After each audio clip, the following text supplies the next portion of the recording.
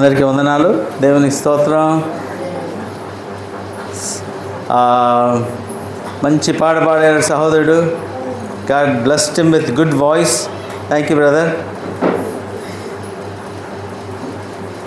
ఉదయకాలం చెప్పాను కదా, మన బైబిల్ క్లాసెస్లో ధ్యానాలు ప్రకటన గ్రంథం మీద ఉంటాయని చెప్పాను కదా. ప్రకటన గ్రంథం అనేది మామూలుగా క్రైస్తవులు అనేవాళ్ళం అవాయిడ్ చేస్తాం. అది ఎందుకో మరి ఆఖరిగా ఉంటుందనో పుస్తకం, మరి అది చదివితే మరి అర్థం కాదేనో తెలియదు. చాలామంది క్రైస్తవులు ప్రకటన గ్రంథంకి వచ్చేసరికి దాన్ని అవాయిడ్ చేస్తారు, మానేస్తాం. కానీ ప్రకటన గ్రంథం చాలా ప్రాముఖ్యమైనటువంటి గ్రంథం.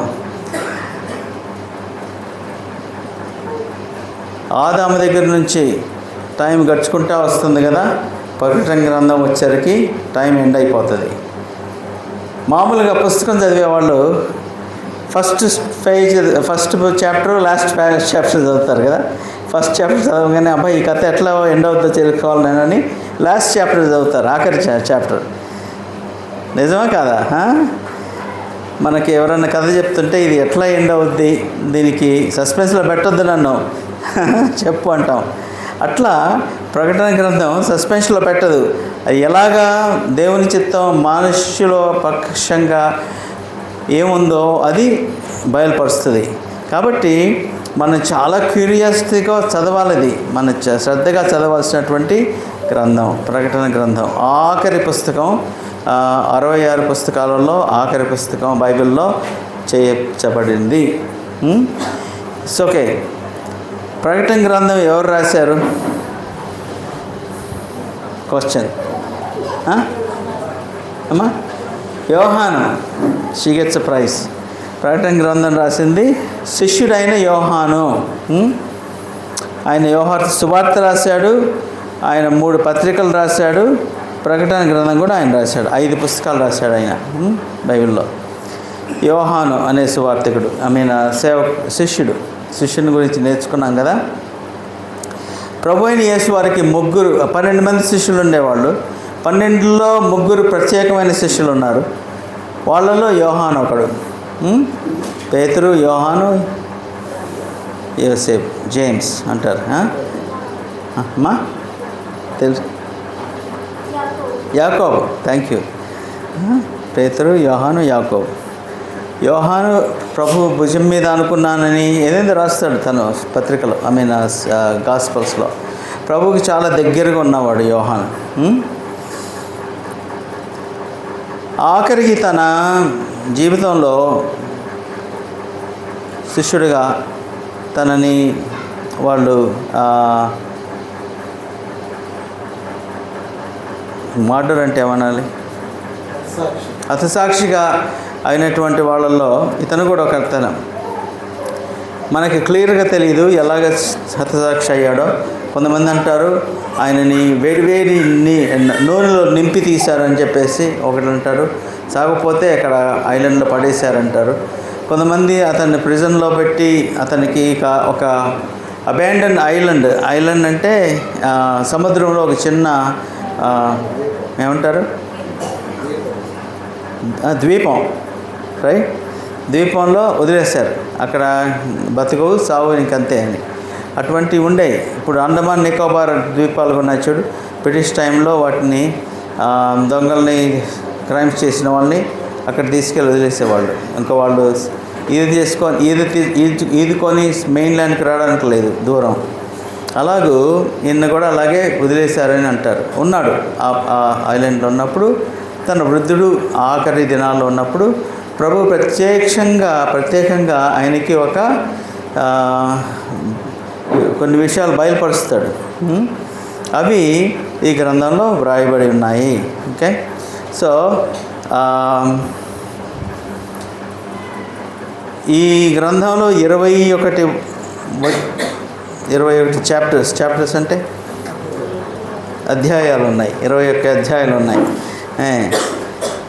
21 అధ్యాయాలని నేను వీటన్నిటిని కలిపి మీకు ఒక ఓవర్వ్యూ, అంటే పైన నుంచి చూసేటువంటి ఒక ఓవర్వ్యూ చెప్తాను మీకు.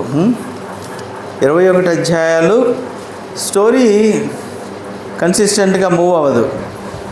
ఫర్ ఎగ్జాంపుల్, ప్రభు సంఘం ఎత్తపడిన తర్వాత శ్రమలు బిగినవుతాయి. అవి అయిన తర్వాత ప్రభు రెండో రాకడకు వచ్చినప్పుడు దాని రాకముందు గొర్రెపిల్ల వివాహం అనేది పెడతాడు. యాక్చువల్గా టైం లైన్ ప్రకారం అలాగ లేదు. నేను ఎలా చెప్తానంటే మీకు టైం లైన్ ప్రకారం ఎలాగ మూవ్ అయింది స్టోరీ, చాప్టర్స్ ప్రకారం కాకుండా. సో 21 అధ్యాయాల్లో ఇలాగూ స్టోరీ మూవ్ అవుతుంది. 3 విషయాలు గుర్తుపెట్టుకోండి. 3 విషయాలు, 3 చైర్స్ పెడతాను ఇక్కడ. మొదటి జరగబోయే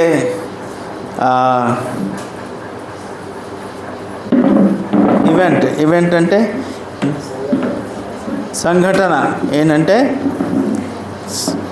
సంఘం ఎత్తబడుట. కనిపిస్తుంది అందరికీ?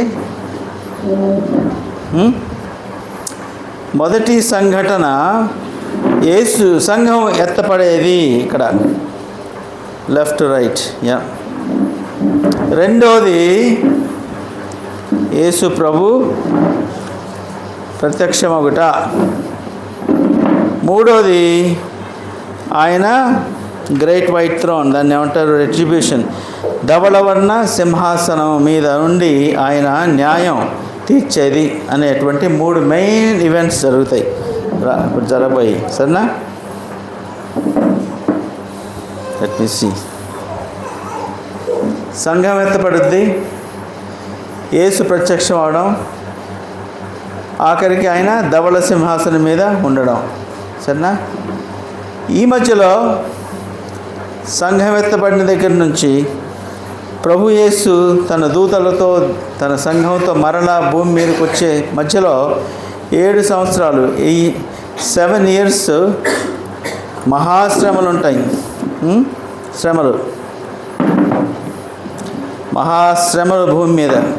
ఎక్స్ప్లెయిన్ చేస్తాను నీకు, ఇవన్నీ చెప్తాను మీకు క్లియర్గా చెప్తాను. శ్రమలు, ఆ 7 ఏళ్ళ శ్రమలు అయిన తర్వాత యేసు ప్రభు తన సంఘంతో పాటు వచ్చినప్పుడు ఆయనని రారాజుగా మనం ఊరేగించుకొని యెరూషలేములోకి తెచ్చినప్పుడు 1000 ఏళ్ళు పరిపాలన చేస్తాడు భూమి మీద. ఆయన రాజ్యాన్ని ఇక్కడ ఎస్టాబ్లిష్ చేస్తాడు. ఒకసారి రాపేస్తాను.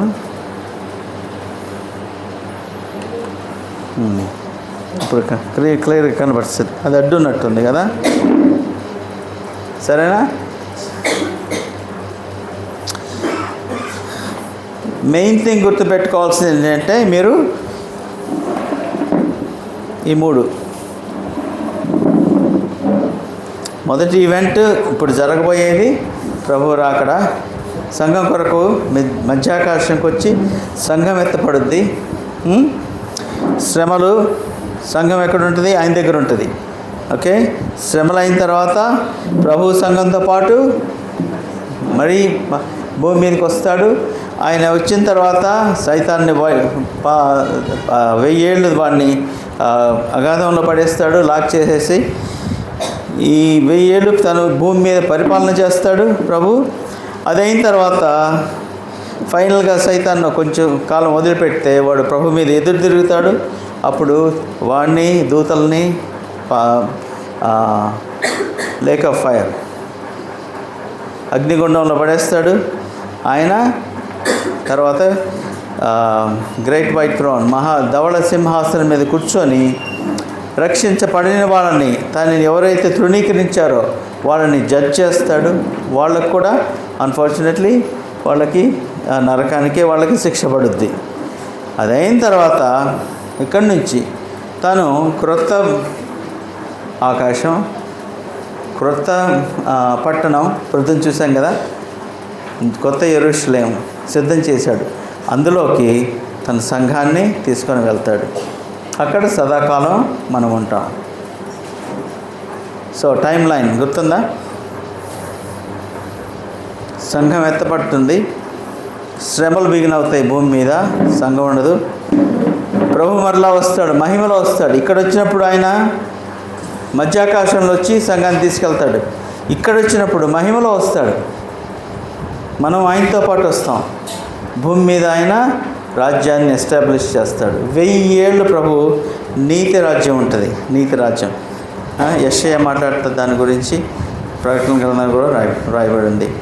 నీతి రాజ్యం అక్కడ. ఆ రాజ్యంలోకి మనం కూడా ఆయనతో పాటు ఉంటాం. ఏమండి, ఇదైన తర్వాత ఆఖరి న్యాయపీఠం, ప్రభు ధవళ సింహాసనం మీద అన్యులు రక్షించబడని వాళ్ళకి ఇక్కడ జడ్జ్ చేస్తాడు ప్రభు. విశ్వాసులు ఇక్కడ ఉంటారా అంటే వాక్యం అట్లా లేదు. విశ్వాసులకి మనం సంఘం ఎత్తపడినప్పుడు వాక్యం ఏమంటుందంటే, ఈ కాలంలో భూమిలో శ్రమలు జరిగే సమయంలో పరిశుద్ధుల్ని ప్రభు పరీక్షిస్తూ ఉంటాడు. ఆయన ఎదుట మనం నిలబడి మనం లెక్కివ్వాలి. ఏ రీతిగా మనం రక్షించబడినప్పటి నుంచి ఎలాగో జీవించాం, తను ఇచ్చిన టాలెంట్స్ని ఏం చేసాం, పాటుపడ్డాడు కదా బ్రదర్. ఆయన కొరకు మరి ఎలాగ శిష్యులుగా ఉన్నాం అనేది ఆయన పరీక్ష చేస్తాడు. మనల్ని పరీక్ష చేసి మనల్ని రివార్డ్స్ ఉంటాయి. తనని నమ్మకంగా వెంబడించిన వాళ్ళకి, వెంబడించని వాళ్ళకి రివార్డ్స్ పోతాయి, రక్షణ పోదు. ఇప్పుడు ఆల్రెడీ ప్రభు దగ్గర ఉన్నాం మనం.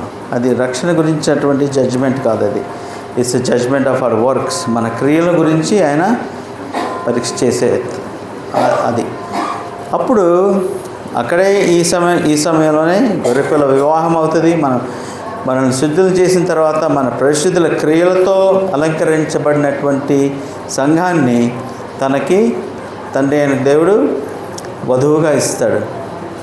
ఆ గొర్రెపిల్ల వివాహం అనేది జరిగేది అక్కడ. ఇదంతా ఇప్పుడు భూమి మీద శ్రమలు జరుగుతూ ఉంటాయి. యేసయ్య ఆఖరికి అదైన తర్వాత మనం చూస్తాం 19, 20 అధ్యాయాల్లో తన సంఘంతో పాటు ప్రభు వచ్చి 1000 ఏళ్ళ పరిపాలన, గ్రేట్ వైట్ థ్రోన్. అది గుర్తుపెట్టుకోండి. ఈ 3 గుర్తుపెట్టుకుంటే చాలు. దీనికి మనకి చాలా చాప్టర్స్ దీనికి డెడికేట్ చేసి ఉంటాయి. 6వ అధ్యాయం నుంచి 16వ అధ్యాయం వరకు, 17వ అధ్యాయం వరకు ఈ శ్రమల గురించినటువంటి డీటెయిల్స్ ఉంటాయి. అవి చదవచ్చు, కానీ మనకి పెద్ద ఇంపార్టెన్స్ కాదు. ఎందుకు? మనం ఉండం ఇక్కడ. ఇది ఇంపార్టెంట్. ప్రభుత్వ పాటు రావడం, ఆయనతో పాటు 1000 ఏళ్ళ పరిపాలన చేయడం. ఇక్కడ నుంచి ఇది కూడా మనకి సంబంధం లేదు. పరిశుద్ధులకి ఇటర్నిటీ ప్రభు దగ్గర ఉండడం. ఇన్ ఏ వే మీకు ఓవర్వ్యూ ఇచ్చాను, పైగా అర్థం చేసుకోవడానికి. పుస్తకంలో ఇలాగా ఈ మైండ్లో పెట్టుకొని చదివితే క్లియర్గా అర్థం అవుతుంది మనకి. సరేనా? Any questions? ఇది క్లాస్ కాబట్టి, బైబిల్ క్లాసెస్, నేను క్వశ్చన్ ఆన్సర్స్ అడగచ్చు, చెప్తాను. సరేనా? ఇది ప్రసంగం చేసే పద్ధతి కాదు ఇక్కడ. ఇది బైబిల్ క్లాసెస్. సరే, okay. Now I can turn the power on. చేయనా?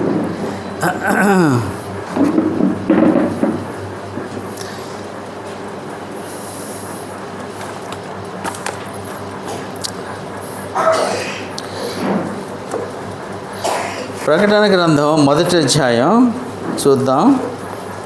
సరేనా? ప్రకటన గ్రంథం 1వ అధ్యాయం చూద్దాం.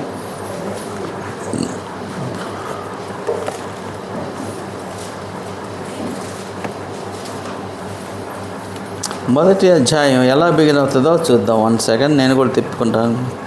నా దగ్గర ప్రకటన గ్రంథం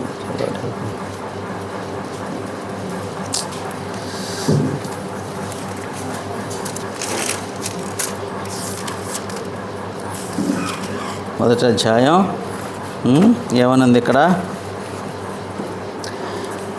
ఇలాగ బిగిన్ అవుతుంది. మొదటి అధ్యాయం మొదటి వచనం, యేసుక్రీస్తు తన దాసులకు కనపరచుటకు దేవుడు ఆయనకు అనుగ్రహించిన ప్రత్యక్షత.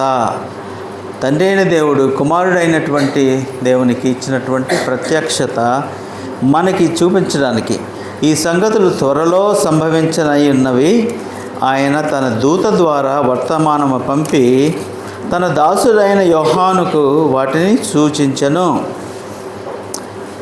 తన దూత ద్వారా యోహాను భక్తుడికి ప్రభు ఇచ్చినటువంటి వర్తమానం, సరేనా, ఆయనకి ఇచ్చినటువంటి వర్తమానం. అతడు దేవుని వాక్యమును గూర్చియు యేసుక్రీస్తు సాక్ష్యము గూర్చియు తాను చూచినదంతయు వట్టుకు సాక్ష్యమిచ్చెను. సమయం సమీపించి ఉన్నది కనుక ఈ ప్రవచన వాక్యములు చదువువాడును వాటిని విని ఇందులో వ్రాయబడిన సంగతులు గాయకొనవాడును ధన్యుడు. చూసారా, ప్రొద్దున చెప్పానా ప్రకటన గ్రంథం చదివితే ఆశీర్వాదం ఉందని. ఆశీర్వాదం ఉంది ఈ గ్రంథం చదివితే. ఈ ప్రవచన వాక్యములు చదువువాడు వాటిని ఇందులో వ్రాయబడిన సంగతులు గాయకొనవాడు ధన్యుడు. మీకు ధన్యత కావాలా? నాకు కావాలి. చదవండి. ప్రకటన గ్రంథం చదివితే మనకు ఒక ఆశీర్వాదం ఉంది ఇందులో, వాక్యంలోనే ఉంది అలాగా. ఎందుకంటే ఇది ప్రత్యేకంగా ప్రభు అయిన యేసుక్రీస్తు వారి గురించి వ్రాయబడింది. యేసుక్రీస్తు వారి revolution, it's revolution of Jesus Christ. యేసుక్రీస్తును యేసుక్రీస్తు ప్రత్యక్షత యేసుక్రీస్తు ప్రత్యక్షత. సంస్కృతం రాదు నాకు. యేసుక్రీస్తు ప్రత్యక్షత ఏమండి. సో యోహాను సువార్త ఈ ప్రకటన గ్రంథం యేసు ప్రభువుని గురించి తెలుసుకోవాలని. మామూలుగా మనం యేసు ప్రభు గురించి అనుకున్నప్పుడు ఏం గుర్తొస్తాడు మనకి ఒక మామూలుగా ఒక చాలా పటాల్లో బొమ్మల్లో చూస్తూ ఉంటాం కదా, ఆయన గడ్డం వేసుకున్నట్టు, ఆయనకు ఏమండి పొడవు జుట్టు, దీనంగా ఉన్నట్లు అట్లా. ఎవరు కూడా ప్రభువుని చూసిన వాళ్ళు బతికిన వాళ్ళు లేరు. ఆయన స్వరూపాన్ని డిస్క్రైబ్ చేయడానికి ఎవరికి తెలియదు. యోహాను రాస్తాడు ఆయన స్వరూపం గురించి. ఇక్కడ యోహానికి ప్రభువు తను తాను బయలుపరుచుకుంటున్నాడు. చూసారా, ఇక్కడ ప్రభువు బయలుపరిచిన యేసు ప్రభు కంప్లీట్లీ డిఫరెంట్. మనం భూమి మీద ఉన్నప్పుడు మనిషి రూపంలో ఉన్న ప్రభు, సాత్వికుడుగా ఉన్న ప్రభు, సేవకుడుగా ఉన్న ప్రభు, మన కొరకు గొర్రెపిల్లగా వచ్చిన ప్రభుని కంపేర్ చేస్తే ప్రకటన గ్రంథంలో ఉన్నటువంటి ఆయన ఇమేజ్ వేరేగా ఉంటుంది. ఈయన నిజమైన దేవుడు, ఈయన మహిమలో ఉన్నటువంటి ప్రభు ఆ కొద్ది కాలం తన మహిమని దాచుకొని వచ్చాడు. చూసారా, మనం సువార్తల్లో చూస్తే కొద్ది కాలం ఆయన మహిమని దాచుకొని మనిషి రూపం తీసుకొని వచ్చాడు, మనలో ఒకడయ్యాడు. ఎప్పుడైతే ఆ మానవ రూపం నుంచి మరలా తను పరలోక రూపంలోకి వెళ్ళాడో, ప్రభు యొక్క మహిమని 17 యోహాను సువార్తలో ధ్యానించుకున్నాం సాటర్డే నైట్.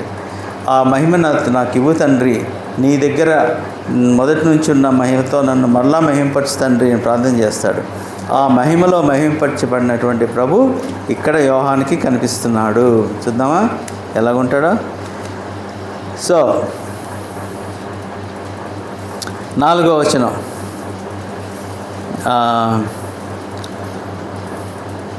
చదవండి ఎవరన్నా ప్లీజ్. 4 నుంచి బ్రదరు 7 వరకు. ఆసియాలో ఉన్న 7 సంఘములకు శుభమని చెప్పి వ్రాయినది. వర్తమానం భూత భవిష్యత్ కాలంలో ఉన్నవారి నుండి, ఆయన సింహాసనము ఎదుటనున్న 7 ఆత్మల నుండి, నమ్మకమైన సాక్షియు, మృతులలో నుండి ఆది సంస్కృతిగా లేచిన వారును, భూపతులకు అధిపతియుడైన యేసుక్రీస్తు నుండి కృపా సమాధానములు మీకు కలుగునుగాక. మనల్ని ప్రేమించుతూ తన రక్తం వలన మన పాపముల నుండి మనల్ని విడిపించు వారికి మహిమయు ప్రభావమును యుగయుగములు కలుగునుగాక. ఆమేన్. ఆయన మనలను తన తండ్రి దేవునికి ఒక రాజ్యముగాను యాజకులుగాను చేసెను. ఇదిగో ఆయన మేఘారూఢుడై వచ్చుచున్నారు. ప్రతి నేత్రము ఆయనను చూచును. ఆయనను పొడిచిన వారు చూచెదరు. భూజనులందరూ ఆయనను చూచి రొమ్ము కొట్టుకుందరు. అవును. ఆమేన్. ఆమేన్. చూసారా, ఇది ఆయన రాసింది దీని గురించి. ప్రభు రెండవ రాకడ, అదేమో సంఘం ఎత్తబడుద్ది. ఆయన మేఘంలో వచ్చినప్పుడు ప్రతి నేత్రం ఆయన చూస్తుంది. This is not secret rapture, ఇది సీక్రెట్ ర్యాప్చర్. మధ్యాకాశంలో వచ్చే సంఘం ఎత్తబడుతుంది. ఇక్కడ ప్రభు తన మహిమలో సంఘంతో పాటు వచ్చినప్పుడు ప్రతి నేత్రం ఆయనని సిలువేసిన వాళ్ళు కూడా చూసుకొని ఎట్లా మనం మిస్అండర్స్టాండ్ చేసుకున్నాం, ఎట్లా మిస్ అయ్యాము ఆయనని అని రొమ్ము కొట్టుకుంటారంట.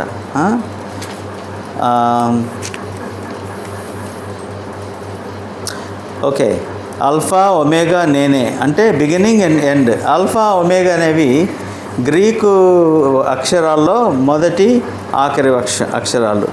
మన తెలుగు అక్షరాల్లో మొదటి అక్షరం ఆ, ఆఖరి అక్షరం బండిరా కదా, అవునా? బండిరా అట్లా అన్నమాట. మొదటి ఆఖరి నేను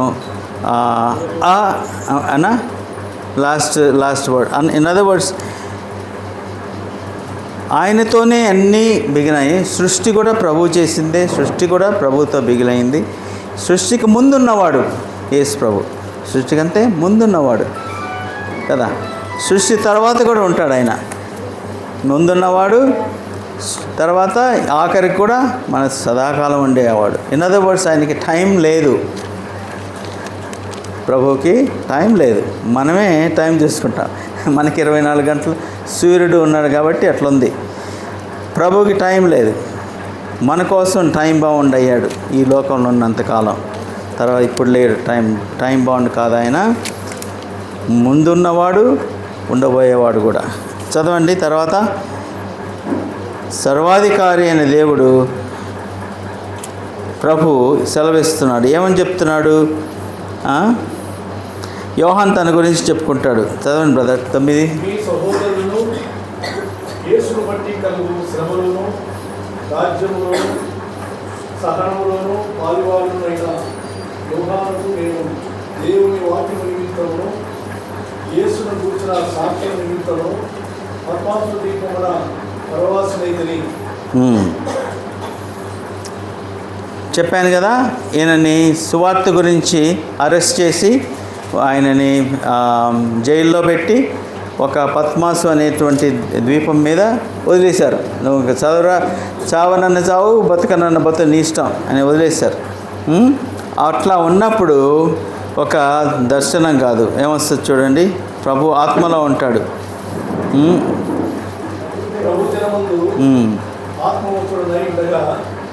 ఊరధ్వని వంటి గొప్ప స్వరము నీవు చూస్తున్నది పుస్తకములో రాసి ఎఫెసు, స్వర్ణ, పెర్గసు, థియతైరా, సార్దీసు, ఫిలదెల్ఫియా, లవొదికీయను 7 సంఘములకు పంపుమని చెప్పుట నా వెనుక వింటిని. చూసారా, ఇది దర్శనం కాదు. తను యాక్చువల్గా వింటున్నాడు, తను చూస్తున్నాడు, రాస్తున్నాడు. ఓకే, తనకు విన్నాడు. ఒక శబ్దం తనతో మాట్లాడిందంట, ఇవి నేను చెప్పే మెసేజెస్, వాక్యాలు నువ్వు రాయని. ఎవరు చెప్పారా అని వెనక్కి తిరిగి చూస్తే ఏమనుందండి? 13. ఇది వినగా నాతో మాట్లాడుతున్న స్వరం ఏమిటో అని చూడ తిరగగా 7 సువర్ణ దీపస్తంభములను ఆ దీపస్తంభముల మధ్యను మనుష్య కుమారుని పోలిన ఒకరిని చూచితిని.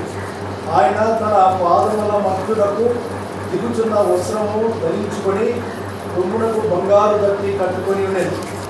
ఆయన తలయు తల వెంట్రుకలను తెల్లనివి,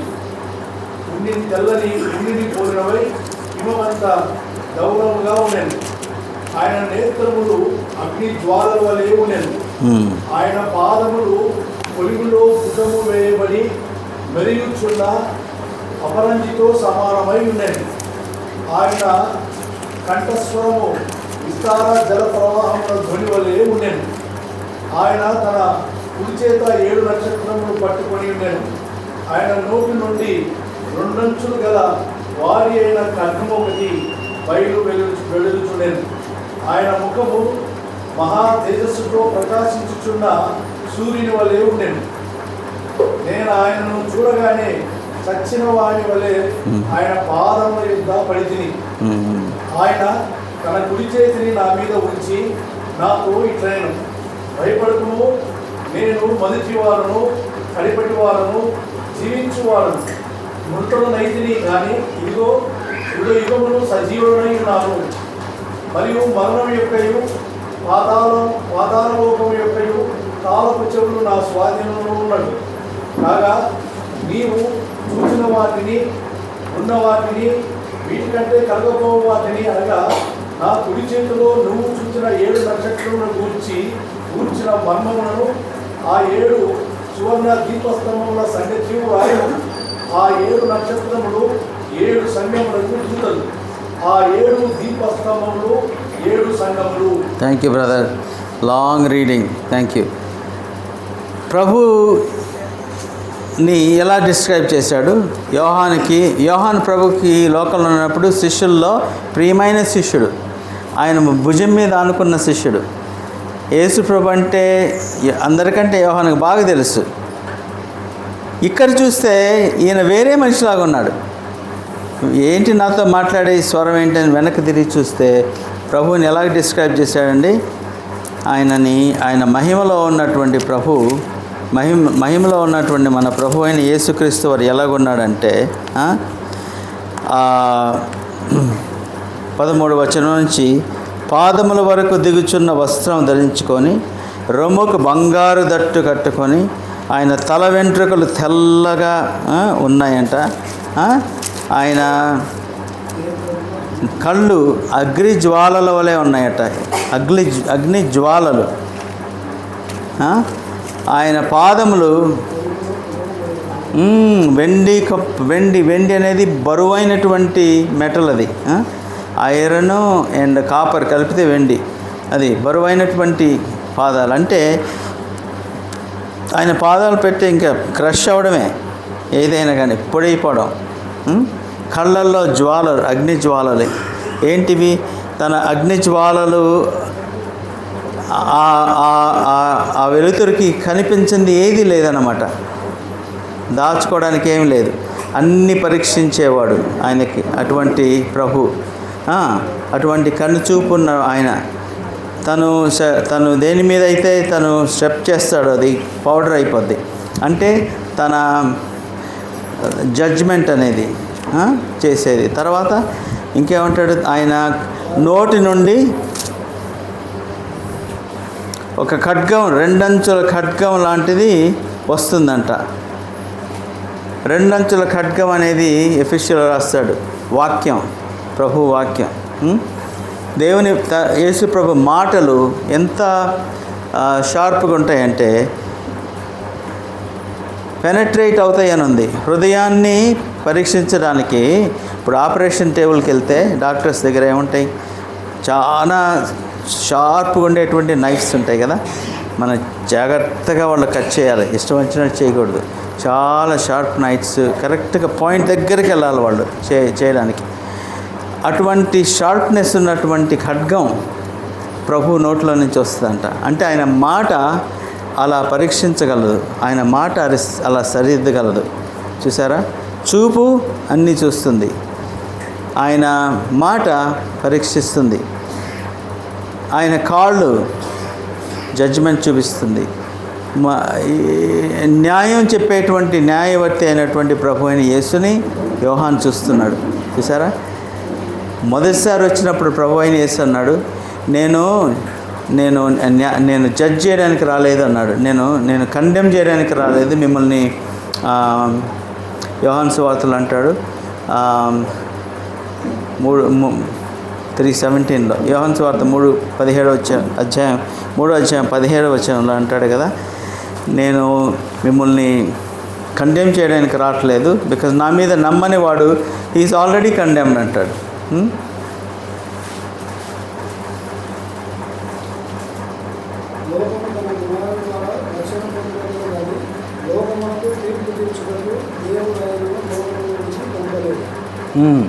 ఫస్ట్ టైం వచ్చినప్పుడు లోకానికి తీర్పు తీర్చడానికి రాలేదు, ఈసారి లోకానికి తీర్పు తీయడానికి రాబోతున్నాడు. ఓకే, ఎవడైతే ఆయన నమ్మని వాడు ఆల్రెడీ తీర్పు తీర్చబడినవాడు అన్నట్టాడు. సరేనా? సో యోహాను చూసేటువంటి ప్రభు తీర్పు తీర్చే ప్రభు రానై ఉన్నాడు. అది మన ప్రభు అయిన యేసుక్రీస్తు వారు. తర్వాత యోహాను ఆయన చూసినప్పుడు ఆయన రియాక్షన్ ఎలాగుంది? ఆయన పాదముల వెదట చచ్చిన వాడిలాగా పడ్డాడంట. అప్పుడు ప్రభు అంటాడు, నేనే, భయపడబాక, నేనే. ఎంత మంచి ప్రభు! యోహాను భయం అర్థం చేసుకున్నాడు. ఆయన నువ్వు ముందు చూసిన వాడినే, కాకపోతే ఈసారి నేను నిజంగా నేనెవరో, ఇది మొదటిసారి వచ్చినప్పుడు నేను నా మహిమను కప్పుకొని వచ్చాను, మీ కొరకు శిలువలో చనిపోయాను, మరలా పునరుద్ధారణై తండ్రి దగ్గరికి వెళ్ళాను, నా మహిమ నాకు మరలా ఇచ్చాడు తండ్రి. ఇప్పుడు నేను మరలా రాబోతున్నాను లోకాన్ని జడ్జ్ చేయడానికి, తీర్పు తీర్చడానికి. కాబట్టి ఇవన్నీ మీకు చెప్పాను నేను ఇక్కడ ఉన్నప్పుడు, మీకు అర్థం కాకపోవచ్చు. నేనే, భయపడద్దు యోహాను అని లేపుతాడు ఆయన, ప్రేమగల తండ్రి. అప్పుడు తన గురించి కొన్ని విషయాలు చెప్తాడు ప్రభు. ఈ చెప్పిన తర్వాత ఏమంటాడు? 18వ వచనం, నేను మొదటి వాడిని, కడపటి వాడిని, జీవించువాడిని, మృతునైతిని, కానీ ఇదిగో యుగ యుగములు సజీవుడై ఉన్నాను. ఇంకా మళ్ళీ చనిపోయే ఆలోచన లేదు ప్రభువుకి. మన కొరకు శరీరం తీసుకొని ఒక్కసారే చనిపోయింది ఆయన, ఒక్కసారే, ఒక్క బలియాగం అనేది. పాత నిబంధనలో జంతువులు కంటిన్యూస్గా వాళ్ళు తేవాల్సి వచ్చింది, ప్రతిసారి పాపం చేసినప్పుడల్లా బలి తేవాల్సి వచ్చింది.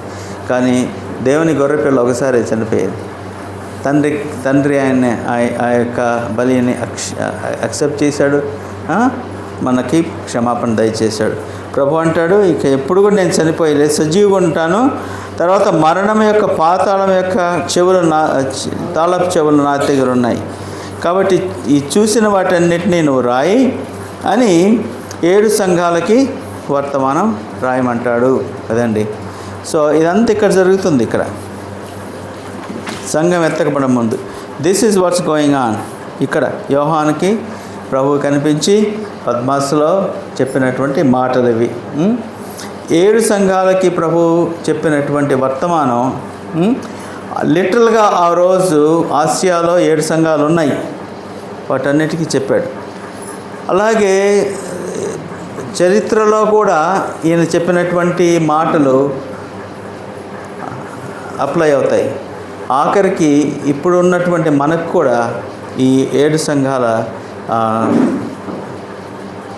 మెసేజ్ మనకు కూడా అప్లై అవుతుంది. చదువుకుందాం. ఈ ప్రభు రాసినటువంటి ఉత్తరం మన దగ్గరికి మనం ప్రేమించిన బంధువు ఉత్తరం రాస్తే ఎంత హ్యాపీగా చదువుకుంటాం కదా. ఈ రోజుల్లో మీకు ఉత్తరాలు రాసేది రాదు. నా రోజుల్లో మాకు అదే, ఇవి లేవు, సెల్ ఫోన్ లేవు. ఎవరితో అన్నా కమ్యూనికేట్ చేయాలంటే ఉత్తరాలు రాయడం. ప్రియమైన సో నేను మీరు క్షేమమని నమ్ముతున్నాను అని ఇంకా ఏమి జరిగేది రాస్తాం, నువ్వెట్లున్నాక రాస్తాం. ఒక పేజీ మాకు ఇచ్చేది, అందులో అన్నీ రాయాలి. ఆఖరికి సరే అందరికీ వందనాలు, ఇంతే సంగతులు, సంతకం. ఆ రోజులు పోయినాయి. తర్వాత ఫోన్లు వచ్చినాయి. ఇప్పుడు ఎవరు ఈమెయిల్స్ వచ్చినాయి, ఈమెయిల్స్ కూడా పోయినాయి. ఇప్పుడంతా టెక్స్టింగ్, వాట్సాప్లో. ప్రభు తన సంఘానికి రాసినటువంటి ప్రేమలేఖలు అనుకోవచ్చు. ఒక్కొక్క సంఘానికి చక్కగా రాస్తాడు ఆయన, ప్రేమించాడు కాబట్టి. చదువుకుందాం, ఓన్గా చదువుకోండి. నేను అది ఎక్స్ప్లెయిన్ చేయలేను, అది ఒక సిరీస్గా చెప్పాల్సి వస్తుంది. ఈ పర్పస్ ఈ స్టడీ ఎందుకంటే మీకు హై లెవెల్ చెప్పుకుంటూ వెళ్తాను. దాన్ని బట్టి మీకు మీరు ఓన్గా మీరు చదువుకోవాలి ఈ యొక్క పుస్తకం. సరేనా? Any questions? నేను చెప్పినంత వరకు ఏమన్నా ప్రశ్నలు ఉన్నాయా? అర్థం కానిది ఏమన్నా ఉందా? నో? క్లియర్? ఒక్క స్లైడ్ చూపించి ముగిచ్చేస్తా. మనం 5 సెషన్స్ ఉన్నాయి కాబట్టి నేనేమీ తొందరపడట్లేదు.